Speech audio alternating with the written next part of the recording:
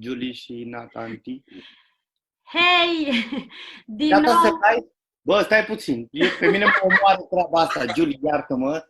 Pe mine mă omoară asta. Eu, dacă nu, obișnuit cu televiziunea. 5, 4, 3, 2, 1. Bam! Live! Scuze, am uitat! Mai luăm încă... Dar așa îmi place să fie. Știi când e totul neconvențional și nu e nimeni care să vină cu o clachetă care să zică dubla 1 tras 2. Salut, Teo! Salut! În seara asta, din nou cu Cosmin, Natanticu și mie îmi place asta. Specială. Îți place, nu? Cum te prezint, așa? Da. Dar când aud din nou ăsta, mi se pare din nou. Nu avem altul, îmi pare rău. Și cu o invitată specială, Teodora Sava. Salut, Teodora. Spune-mi, Julie, eu îmi pare rău și îmi fac mea culpa. De ce zici invitată specială? De ce e atât de specială Teodora? Sunt convins că e specială de ce e atât de specială Teodora? Pentru mine e o ființă specială. O luăm de la capăt și începem să vorbim despre oamenii pe care tu îi întâlnești și toți sunt special pentru tine. Dar pentru cei care ne văd, ne ascultă. Deci Teodora e specială. Cosmin, deci Teodora are o voce cum crede-mă că rar ai întâlnit în viața ta. Mai șmecheră ca a mea, iartă-mi. Acum, chiar nu, am zis cum rar ai întâlnit, dar mai sunt câteva, vocea ta. Băi, stai să vă zic ceva. Mai cânt și eu prin baie. Atent, exact, hai să vă zic ceva foarte important. Știu că tu, în general, îți lauzi foarte tare oamenii cu care lucrezi, oamenii pe care îi pregătești, oamenii pe care i-ai întâlnit și i-ai văzut în diverse lucruri și așa mai departe. Cum și eu știu că am un loc special în inima ta și știi că am ceva special. Știu asta, iertați-mi modestia. Dar ce urăsc cel mai tare, nu urăsc, ce îmi pare rău cel mai tare este că n-am voce. Știu că sunt talentat pe actorie, știu că sunt talentat pe comedie, știu asta, am primit atâtea confirmări. Bă, dar dacă aș fi avut și voce, și Doamne, eram Leonardo DiCaprio de România, eram Brad Pitt, eram Doamne, ce rău îmi pare că nu am voce să cânt, să văd din nimic, să ies și să zic hei. Nu știu, dar mi-ar plăcea să te aud, sincer. Nu, acum că ai spus asta. Teo, crede-mă, nu ți-ar plăcea. Ți-ai dorit, dar nu ți-ar plăcea. Bine. Aici nu știu, de fapt. Nu știu. Crede-mă. Știu să cânt la chitară, am o ureche muzicală, dar n-am vocea aia. Știi? Adică, de exemplu, soția mea e foarte talentată și cântă foarte, foarte bine. Și aud când atinge anumite acute și știu când, mamă, și se ridică pielea pe tine, când face și eu sunt... Uite, asta nu am. Și sunt convins că tu o ai, Teo. Nu zic nimic. O ai. Spune-mi, Julie, mai multe despre Teo, să nu se prezinte ea. Da, că spun eu. Mai bine să spună ea, mai bine să spună ea. Nu că e vorbăreață, să știi, Cosmin. E vorbăreață, nu e... Vorbăreață, cântăreață. Da, unde ești? Ești în Piatra Neamț acum? E din Piatra Neamț. În Munți. Da, bine, m-am mutat în București acum un an jumate. Pentru muzică. Acum nu ești în Piatra. Ba da, acum sunt în Piatra, am zis că sunt mai în siguranță aici. Te-au chemat părinții acasă? Da, cam așa. Dar au zis că e mai safe aici și cred că e, aici în Munți, e bine. Așa, deci... Munții te salvează de eventuale nenorociri? Probabil. Nu știu, dar ai încredere în părinții tăi și da. Ok. Da, așa. Deci trebuie să vorbesc despre mine acum, nu? Te rog. Eu fac muzică de... Simt că vrei să vorbești despre tine. 10 ani sau chiar mai mult. Și o duc destul de bine momentan. Studiez muzică acum la Enescu, în București, și mă pregătesc să dau bacul și să mă duc în facultate în Londra.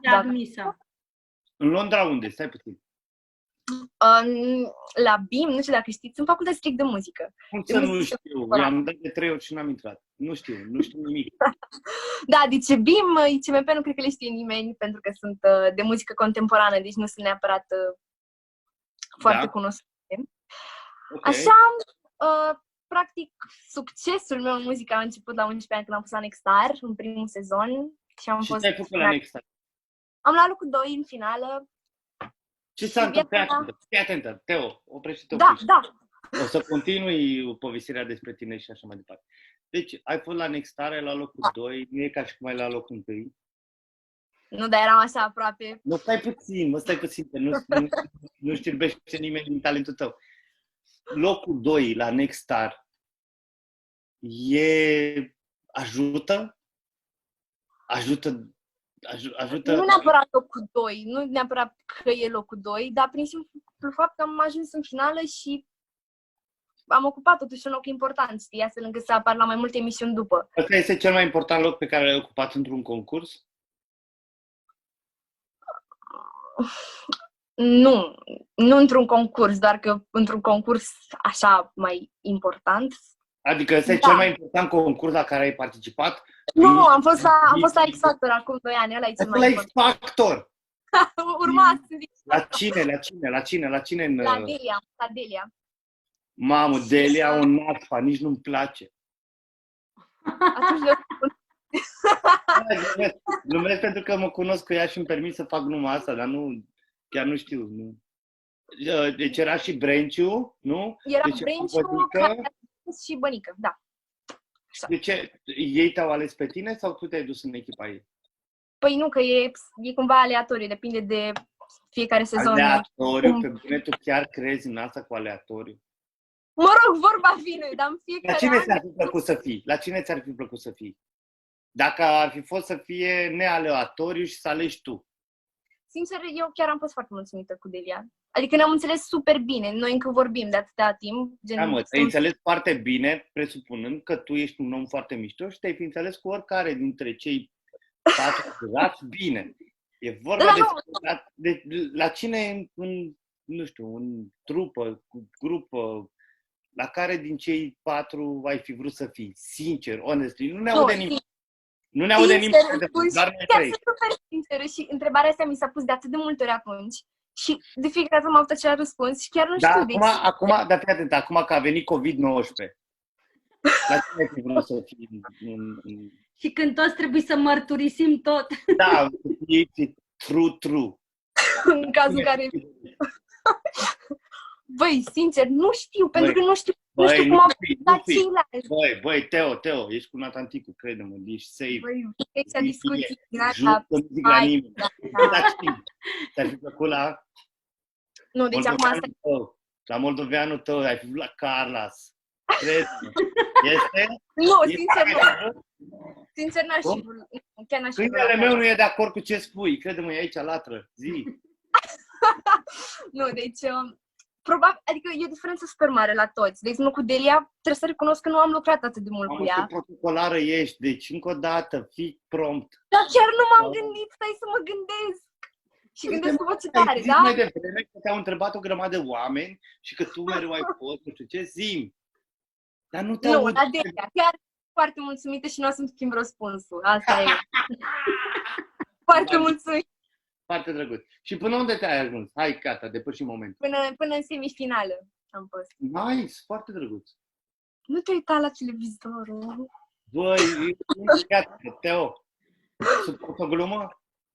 Da, bineînțeles. Sunt la ProTV. Da, știu.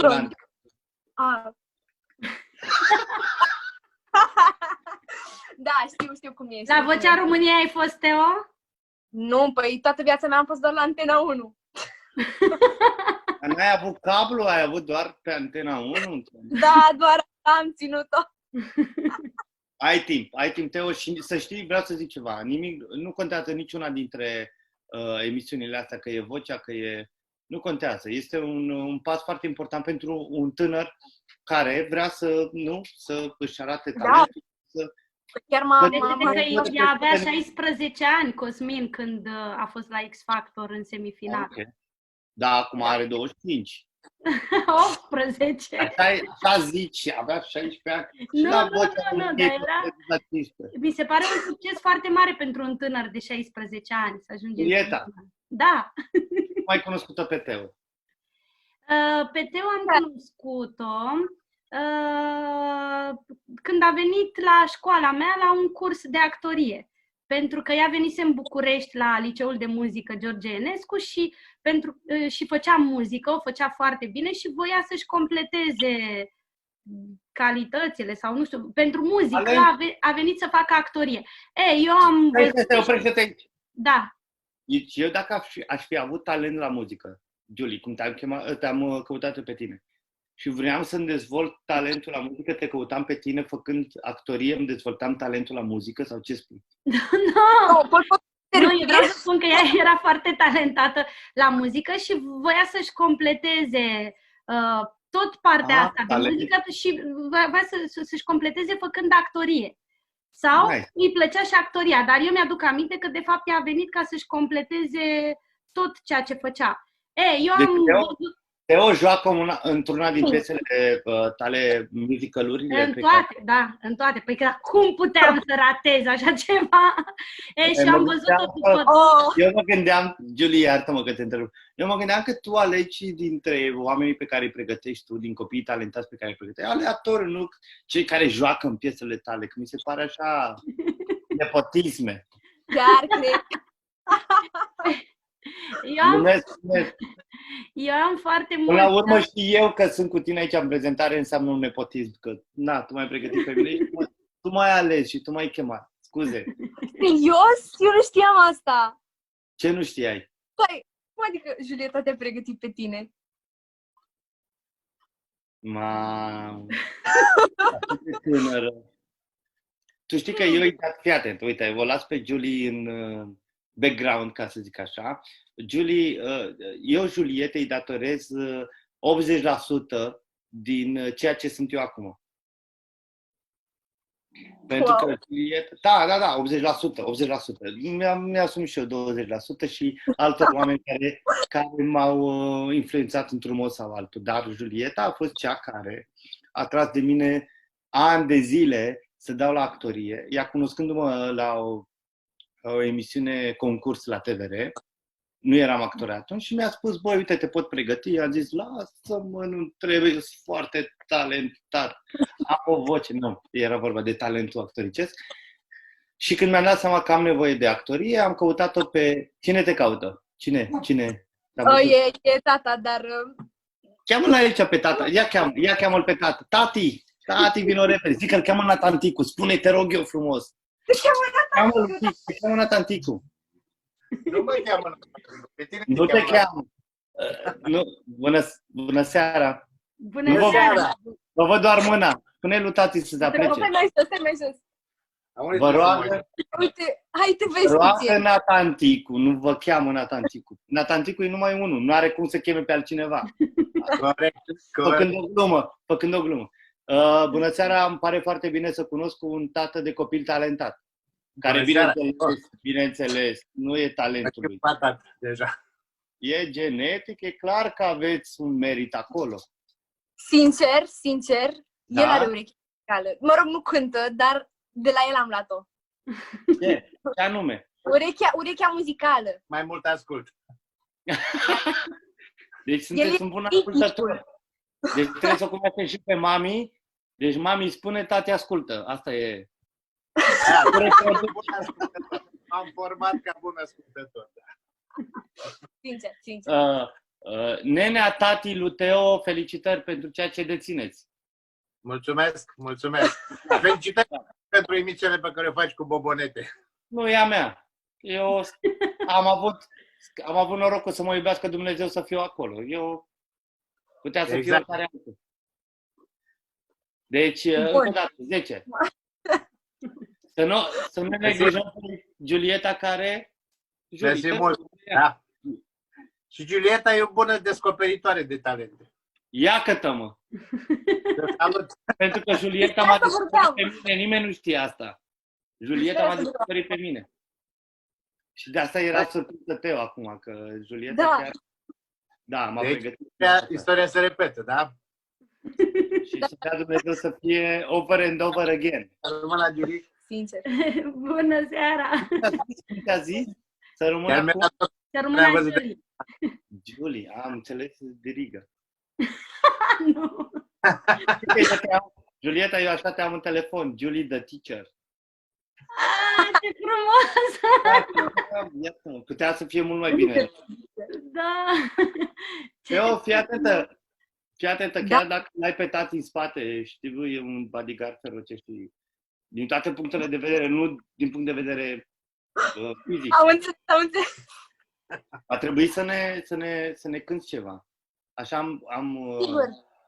Dar poți să vă și fără tata în spate, pentru că dacă e... Poate tati cântă la un instrument ceva, sau? Nu, nicio treabă. Eu cânt la instrument, dar nu pot să cânt. I-am să dincolo să o ascult de pe telefonul meu. Intru și eu. Da. Neapărat să faceți și noi mai multe reach-uri și mai multe view-uri. Mergeți și sunați Da, vecini, prieteni. Ieșiți pe balcon și strigați. Mi-a părut bine, sănătate. Seară frumoasă! Am cam acaparat în seara asta, am cam acaparat o discuție, iartă-mă. Sigur, ai o grămadă de lucruri să spui despre Teo. Nu. Mie îmi place când stai tu de vorbă cu ei, pentru că eu îi știu destul de bine și le-aș pune întrebări așa, de formă, dar Eu mult de tot, fii tu Simona Halep, care joacă la dublu și ridică mie la filem și eu să povesc. Îmi place când vorbești tu cu ei, pentru că ți-am spus, tu acum îi descoperi și Știi ce îmi place la tine, Julie? Că eu îi întreb, tu știi lucrurile, răspunsurile la întrebările pe care eu le pun și te văd așa cum zâmbești și ca numele tu, hai, lovește, plesnești, bam! Asta îmi place. Dar am zis să nu pare așa în planul 2, știi? Nu. La urmă îi aduci aici și este meritul tău. Cosmin, stai liniștit. Mie mi-e foarte bine că tu îi întrebi, pentru că ar părea așa formal, aș întrebau eu pe Teo lucruri pe care le știu deja, dar toți ceilalți nu. Eu mă fac că nu le știu, Teo se face că mi le spune pentru prima oară. Așa între voi chiar lucrurile sunt spuse pentru prima oară.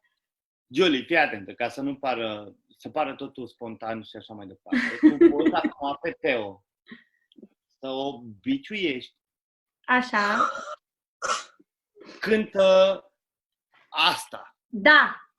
Și ea să nu se aștepte. Cântă Shallow. Hai, Am cântat piesa asta.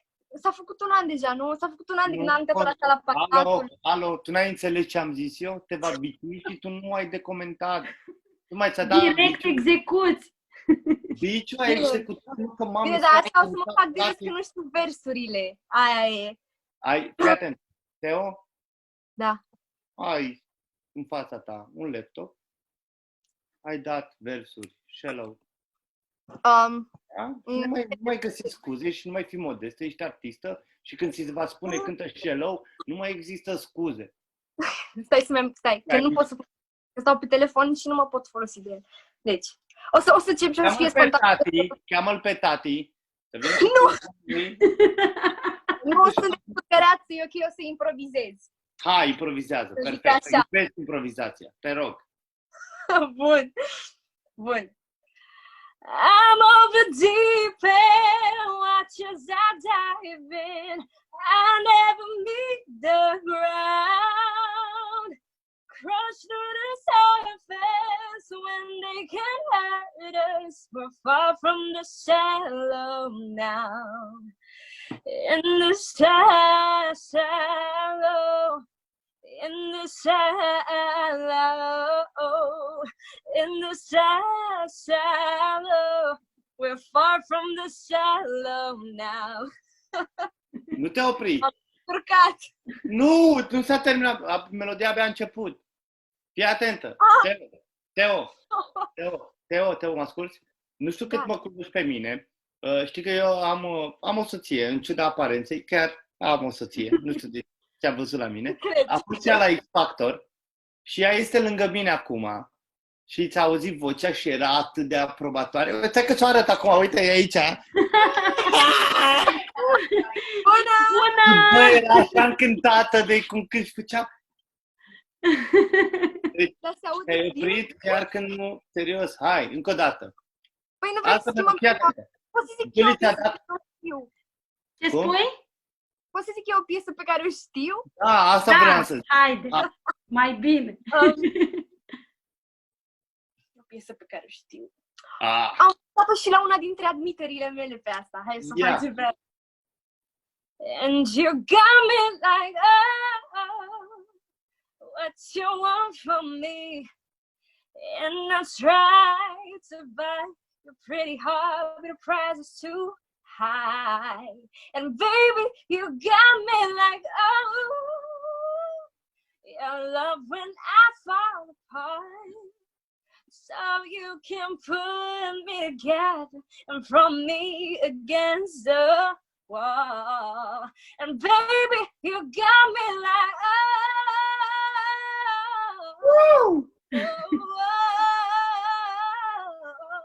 don't you stop loving me. Don't quit loving me. Just start loving me. Oh, and baby, I'm first fighting with fire just to get close to you. Can we burn something, babe? And I'll run for miles just to get a taste. So must be love of the brain that's got me feeling this way. No, like I do, but you love me so good, and na. improvizație! Etc. Improvisation! Bravo, Teo! Da? Teo, cum îți petreci timpul în perioada asta? Chiar. Cânti toată ziua, nu? Când scriu muzică și învăț pentru bac. Mamă! Asta e lăsat-o ultima ca și cum este dezastru pe pământ. Băi, mie mi se pare că voi ăștia care urmează să dați bacul sunteți super norocoși. Anul ăsta, da. Nu? Deci mi se pare că... Scuze, zi din punctul tău de vedere. Eu zic așa, care am dat bacul acum 20 de ani, dar... Mamă, să fi prins eu acum 20 de ani când dădeam bacul pe perioada asta cu totul online, cu nimic nu mai e ce era. Oh, ce mi-ar fi plăcut. Luam bacul din prima. Materie. Eu sunt mulțumită că sunt în materie, dar acum, nu știu, voiam să scap cât mai repede de liceu, sincer, și acum mi se lungește liceul și nu e prea plăcut și se scurtează vara. Which is sad. Da, auzi, iartă-mă, acum mi-am dat seama cu povestea asta. Mamă, nu o să mai aveți balul bobocilor. A plecat, Julie? Mai e aici? Nu, Teo, mă sunați și nu știu Nu o să mai aveți balul bobocilor. Stai, ce bal? Balul bobocilor ăla e în a noua. Nu, balul absolvirii. Sau cum se balul spune? de absolvență. Nu mai știu cum îi zice. Nu știu, eu am dat deja avansul, sper să se facă. Ai dat avansul. Ia, asta era problema ei, mă. Bă, pe mine, eu îl sun pe Iohannis, îl sun pe Vela, îl sun pe Orban și spun, prietene, eu am dat bani. Mie mi se ține balul. Nu știu. Eu oricum, nu știu, nu țin neapărat să mă duc la banchet, adică mă duc simbolic, dar... Banchet, așa e. La banchet, nu mai știu cum se zice, iartă-mă, banchet, iartă-ne. Banchet, da. Bătrânii ăștia terminat. Eu, sincer, îmi doresc doar să pot să mă duc în vamă vara asta, să mă duc într-o țară străină, Ai mai nu fost știu. în vamă? Da, am mai fost în vamă. Ce-ți place ție Da. la vamă? Îmi place foarte mult atmosfera, cred că ăsta e punctul forte. Și faptul că cânt foarte mult acolo. Stai un pic, Teo. Atmosfera creată de oameni sau atmosfera care există pur și simplu de la mama natură, gen Ambele. valul, Ambele.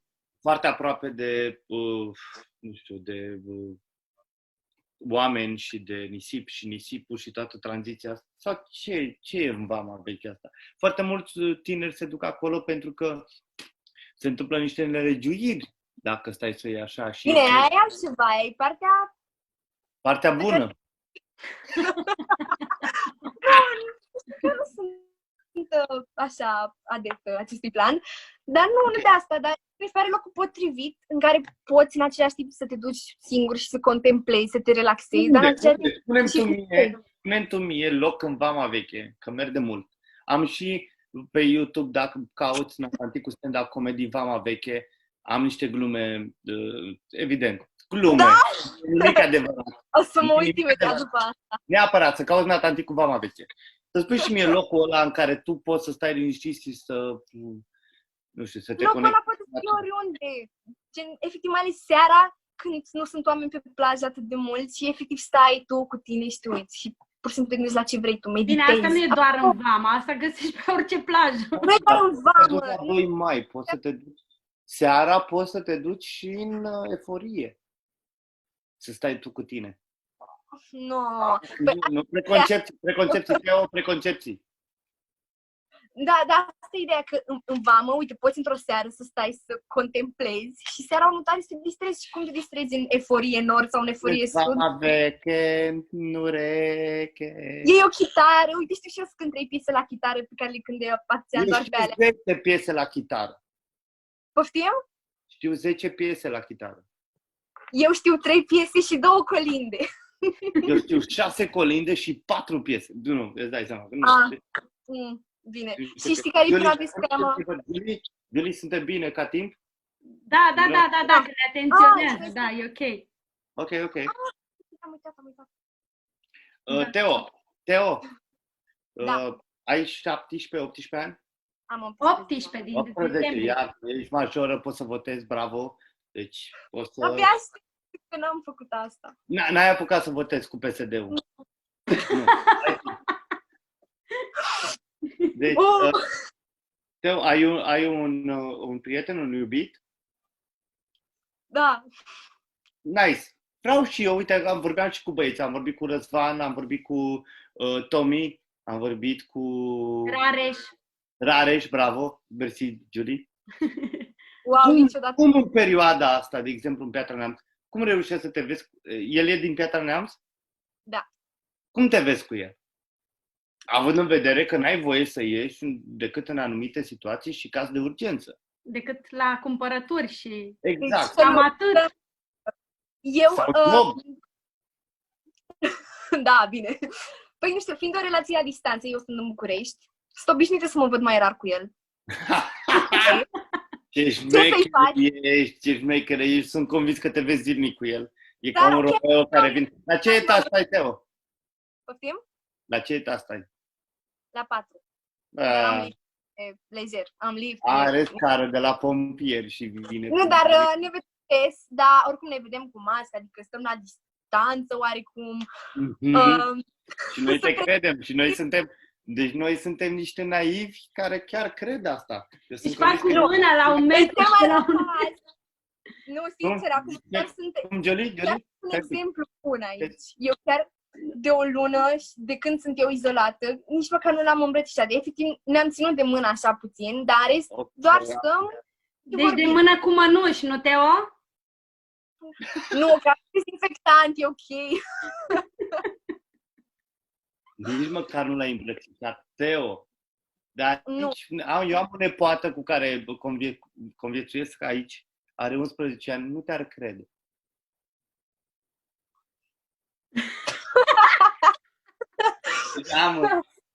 Nu, sincer. Silence. Nu e treaba ta, te descurci foarte bine, bravo ție. Oricum, ești foarte talentată. Mi-ar plăcea să te văd și într-o piesă de teatru, să văd și partea asta actoriei. E foarte bună și pe actorie, Teodora. Nu fac griji. Tot ce trece prin mâna ta, nu mă apuc acum eu să judec sau așa. Sunt convins că tot ce trece prin mâna ta și urmează un din ăsta, să-i zic... O întâlnire, o întâlnire, să-i zic un... de ăsta finit, cum îi zice? Produs? Produs finit, iartă-mă. Un produs finit, deci, revenind. Nici nu fac griji că ar fi ceva de comentat sau de... Este doar de admirat. Asta era. Da, dar oricum trebuie să vii la, de exemplu, următorul spectacol, Tinderiada, la o peretă. Băi, s-a tot vorbit, este a 5-a întâlnire între mine și Julie. Și toată lumea spune S-a întrerupt ceva și dar am văzut... Da, frate, și am vorbit și cu... Cum? S-a întrerupt puțin și nu știu dacă s-a auzit ce ai spus tu, Cosmin. N-am auzit. S-a dedus. Ideea este, cu cât lungim această discuție, cu atât se întrerupe mai mult. Eu cred că cineva împotriva noastră lucrează. Oricum trebuie să o încheiem în 2-3 minute. Da. Dacă trebuie să încheiem în 2-3 minute, eu aș mai ruga-o pe Teo, dacă vrea. Și poate. Să ne mai cânte ceva. Nu, lasă-mă. Eu dau ton. Fii atentă. Tu spui ce? Să cânte ceva. Ea a cântat ceva ce îi place ei și așa. Acum este rândul meu și știu sigur că ar putea să ne încânte. Ceva pentru iubitul ei pe care nu l-a mai îmbrățișat de mult. Și dacă el se uită în seara asta aici sau altă seară, wow, ok. aș vrea eu ca Teo pentru tine, Tibi, sau cum îl cheamă? Mihai, Sergiu. Cum îl cheamă? Marius. Vlad. Pentru Vlad, de la Teo, din carantină, de neatins, dar totuși, prin intermediul acestei platforme, vreau să-ți cânt asta. O piesă a mea, dar nu e încă lansată. Nu contează. Nu, Scopul, scuză mijloacele, hai! Am un lapsuri. Deci, nu, stați puțin. Eu mai ai un minut, îți pierzi din timpul acordat iubitului tău, Vlad. Hai! Nu pot să cânt așa sub presiune. Bine, te scoatem de sub presiune, te pune la prăjit. Hai! Ce vrei tu, nu neapărat. Ce ceva în română, hai. Hai! În amintirea Deliei. Hai! Rămâi și dansează cu mine, pieptul meu nu păstrează distanța. Aritmii cu inima mea să te calc toată noaptea, toată viața. Rămâi și dansează cu mine, pieptul meu nu păstrează distanța. Aritmii cu inima mea să te calc toată noaptea, toată viața. Bravo! Hai că mergi! În calitate de colaborator al ProTV-ului, abia aștept să te văd la Vocea României. Să știi că am fost chemată, dar am refuzat. Pentru că m-am gândit că am bac anul ăsta. 1, 2. Am avut admiteri și așa, dar poate mă duc la Vocea din Anglia, ce zici? Bravo! Bravo! Bravo! Teo, ești foarte talentat, ești foarte mișto. Mă bucur tare că am vorbit cu tine și mi-a plăcut dezvoltura ta și toată deschiderea asta. Și, energia ei, așa. Energia ta și e clar că e de la tatăl tău, nu e de la tine. Să nu-ți asumi ceva. E datorită lor. Îi aplaud și le mulțumesc că există și că te lasă să te desfășori și să fii tu. Julie, 10 iar. Da, eu nu pot decât să mă bucur, îți dai seama. Normal, eu te văd cum stai acolo toată ca o cloșcă cu puia. Asta voiam să zic, ca o cloșcă sunt. Da. Când îi văd.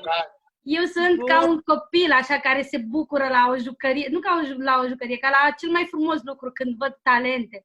Nu știu, când descoper și când îi văd. Deci sunt de la cei mai tineri la cei mai bătrâni. Iată-ne. Ai atâta bucurii, Julie. Așa bravo, e. Teo, bravo, Julie. Mulțumesc mult de invitație și să mai Mare tot... Mai vedem. Te pup, Vlăduț.